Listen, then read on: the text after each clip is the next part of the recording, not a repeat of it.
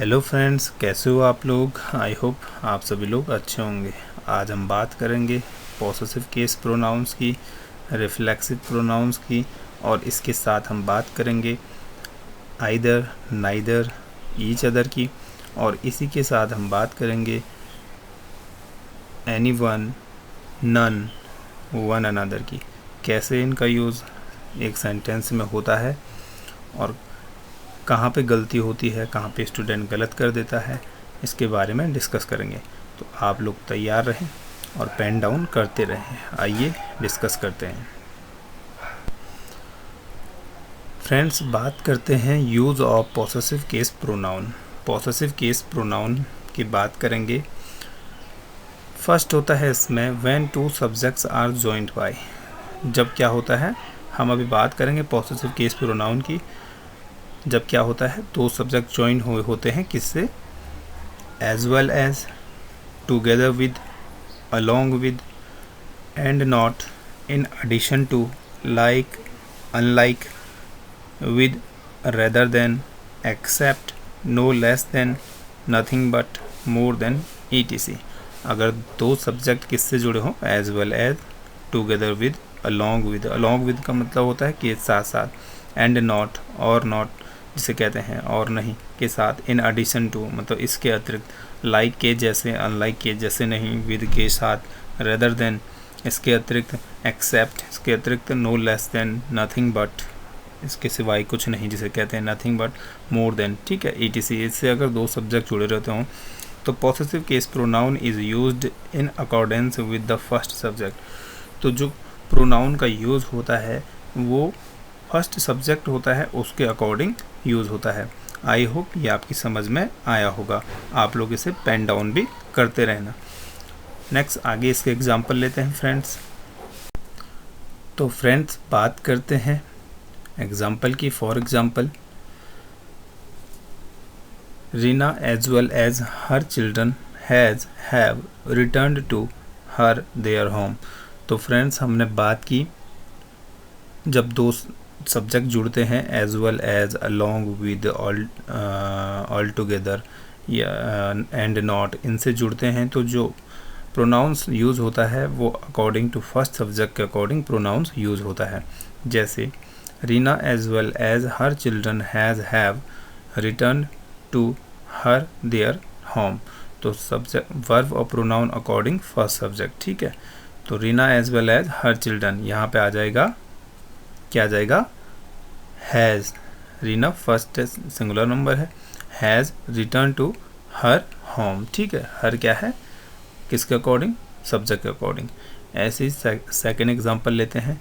My sister along with her friends is are doing her their job at Goa, ठीक है। तो my sister singular है, friends इसी के अकॉर्डिंग जो वर्ब है और प्रोनाउन है वो यूज़ होगा।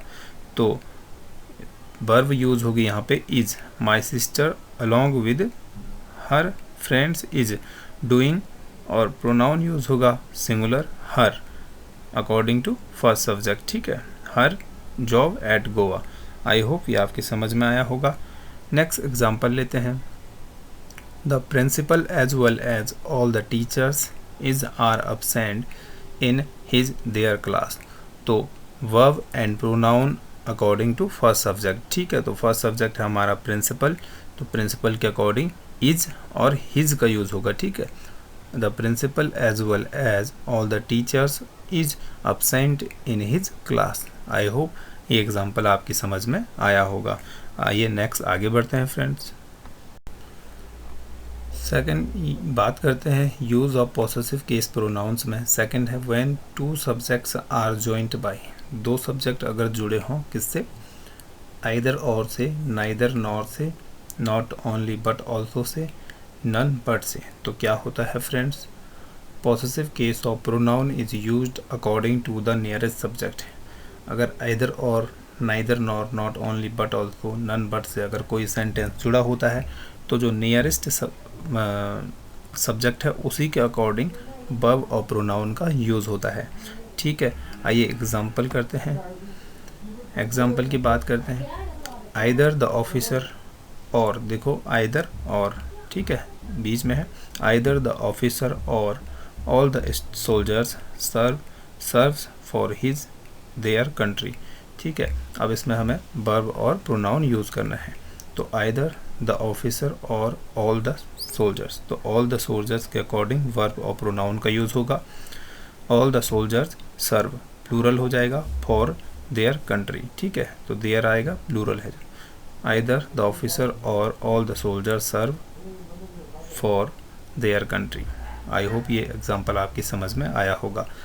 ऐसे ही नेक्स्ट एग्जाम्पल है, neither the students nor the teacher were in his their proper uniform. ठीक है, तो इसमें जो नियरेस्ट सब्जेक्ट है वो है द टीचर। इसी के अकॉर्डिंग क्या होगा फ्रेंड्स, वर्ब और प्रोनाउन का यूज़ होगा।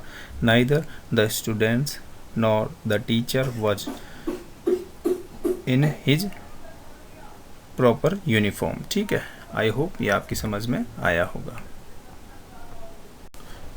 फ्रेंड नेक्स्ट बात करते हैं reflexive pronouns follow some verb.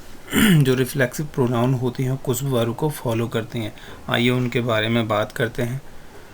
Equity, absent, अविल, reconcile, amuse, resign, avenge, revenge, enjoy, exert, apply, adopt, adjust, pride, overreach, etc. ये कुछ वर्ब हैं, ये क्या करती हैं, इनके बाद क्या होता है, रिफ्लेक्सिव प्रोनाउन आता है। ठीक है, एक्विट मतलब होता है बरी करना किसी को। absent, अविल मतलब होता है लाभ उठाना। रिकॉन्साइल मतलब होता है फ्रेंड्स, रिकॉन्साइल मतलब समाधान करना या मेल मिलाप करना। अम्यूज़ मतलब आनंद या मन बहलाना जिसे कहते हैं। रिज़ाइन आपको पता है। एवेंज मतलब होता है प्रतिशोध लेना, बदला लेना। रिवेंज मतलब भी सेम होता है, प्रतिशोध या बदला लेना। एन्जॉय, एग्जर्ट मतलब होता है श्रम करना, एग्जर्ट श्रम करना। अप्लाई, एडॉप्ट मतलब अनुकूल बनाना किसी चीज़ को। एडजस्ट, प्राइड, शान बोलते हैं प्राइड। ओवररीच का मतलब होता है जो अधिक मतलब जो परे निकल जाना किसी चीज़ से, अधिक महत्वाकांक्षा होना और उसके बाद असफल हो जाना, उसे कहते हैं ओवररीच। ठीक है, etc. आई होप ये आपकी समझ में आया होगा जो ये वर्ब्स हैं। अब बात करते हैं फ्रेंड्स एग्जाम्पल की। ये क्या है, कुछ वर्ब ऐसी हैं जो क्या करती हैं, रिफ्लेक्सिव प्रोनाउन जिन्हें क्या करता है, फॉलो करता है।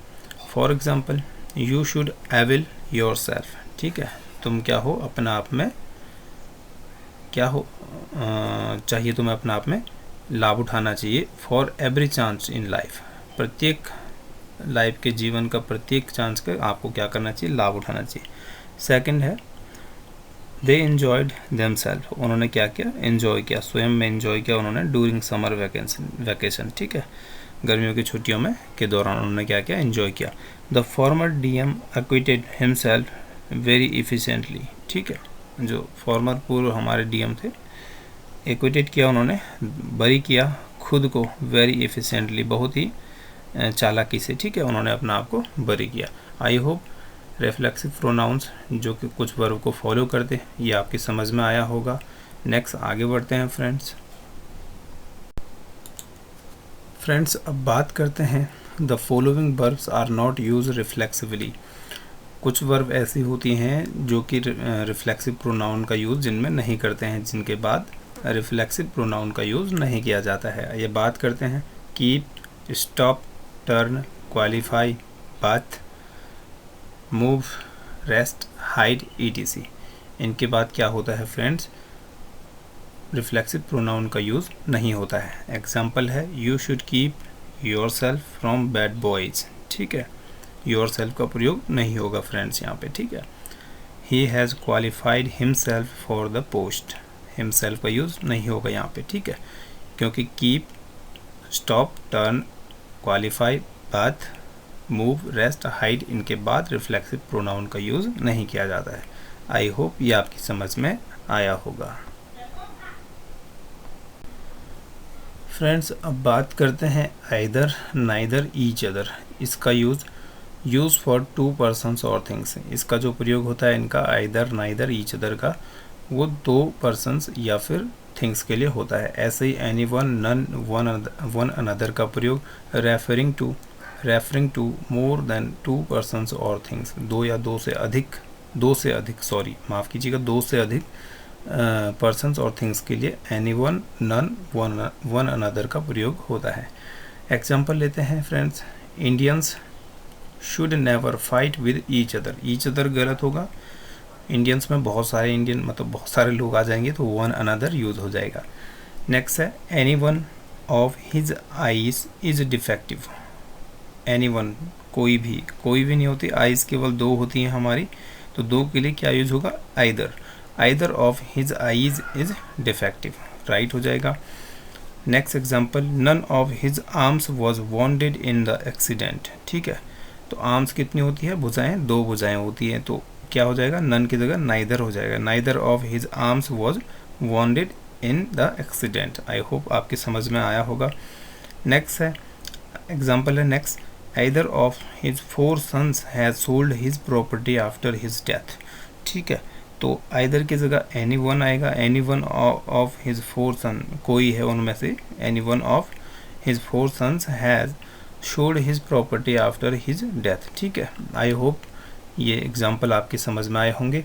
और फ्रेंड्स इसी के साथ ही हमने आज कंप्लीट कर लिया है प्रोनाउंस को। आई होप प्रोनाउंस आपकी समझ में आए होंगे। तो फ्रेंड्स लेक्चर कैसा लगा, आई होप आपको अच्छा लगा होगा। सो फ्रेंड्स लाइक कीजिए, सब्सक्राइब कीजिए, शेयर कीजिए। और फ्रेंड्स आज के लिए इतना ही, अपना ख्याल रखिए। Thanks for watching.